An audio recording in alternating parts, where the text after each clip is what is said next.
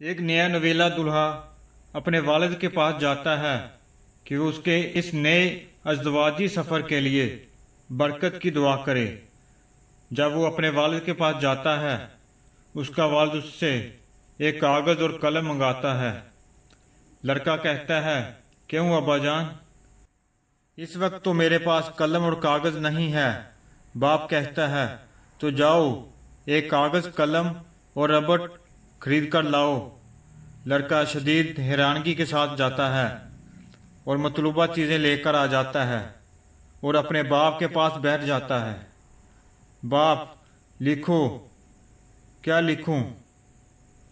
جو جی چاہے لکھو۔ نوجوان ایک جملہ لکھتا ہے۔ باپ کہتا ہے، اسے مٹا دو۔ نوجوان مٹا دیتا ہے۔ باپ، لکھو بیٹا۔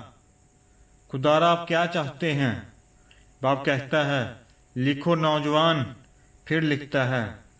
باپ کہتا ہے، مٹا دو۔ لڑکا مٹا دیتا ہے۔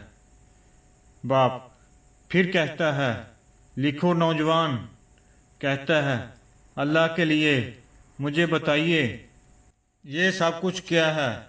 باپ کہتا ہے، لکھو نوجوان۔ لکھتا ہے۔ باپ کہتا ہے، مٹا دو۔ لڑکا مٹا دیتا ہے۔ پھر باپ اس کی طرف دیکھتا ہے اور اسے تھپکی دیتے ہوئے کہتا ہے، بیٹا شادی کے بعد ریزر کی ضرورت ہوتی ہے۔